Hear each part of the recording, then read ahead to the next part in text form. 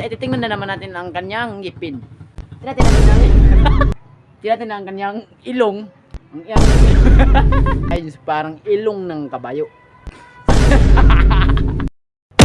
What's up mga ka-Ips? So ngayon mga ka-Ips, makikita natin ito mga ka-Ips ang isang nilalang o masamang nilalang.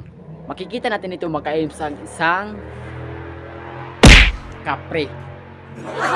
Ang kapre na to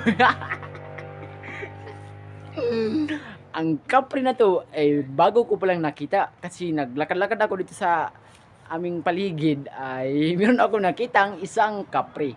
Tatanungin natin siya kung ilang ilang taon na siya naging kapre. Ilang taon ka na naging kapre? 12 years old. 12 years old. 12 years old. 12 12 years old ka naging kapre. At bakit ka nandito sa sa isa ang basketball court dito? Bakit ka nandito? Hindi ko alam. Hindi ko alam. Ngayon mga ka-Ims, ay titingnan natin mga ka-Ims ang kanyang balhibo sa kamay, kung meron bang, kung totoo ba siyang kapre o pakapre-kapre lang to. Tingnan natin ang balhibo ng iyang kamay. Ay makikita natin ito, ang kanyang balhibo ng kamay niya ay parang maliit pa. Kasi 12 years old ba na siya naging kapre. No? Makikita natin ito sa kanyang kamay na at ngayon mga ka-Ims, ay titingnan na naman natin ang kanyang ngipin. Titingnan natin mga ka-Ims ang kanyang ngipin. Kung meron bang bangkil dito. Tingnan natin mga ka-Ims ang kanyang ngipin. Be? Ang bangkil, tingnan natin ang bangkil niya. Ngeng. Ngeng. Ngeng. Mga-ka-Ims, at pagkatapos mga-ka-Ims, tingnan natin ang kanyang paa. Kung meron bang paa ba talaga ng kapre. Mga-ka-Ims, ang paa ng kapre, tingnan natin mga-ka-Ims. Ubuin mo ang iyong sinilas.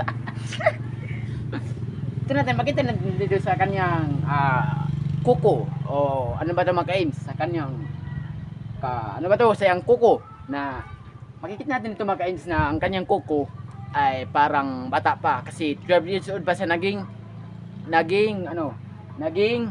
kapre. Oh, yan mga ka-Ims, makikita natin ito sa ating likuran kung ano kalaking kapre na to. Ang kapre na to ay sobrang laki.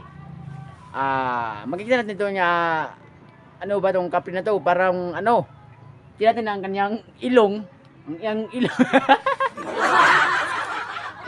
Ang kanyang ilong mga ka-Ims ay parang mga ka-Ims, parang ilong parang ilong ng mga ka-Ims, parang ilong ng kabayo.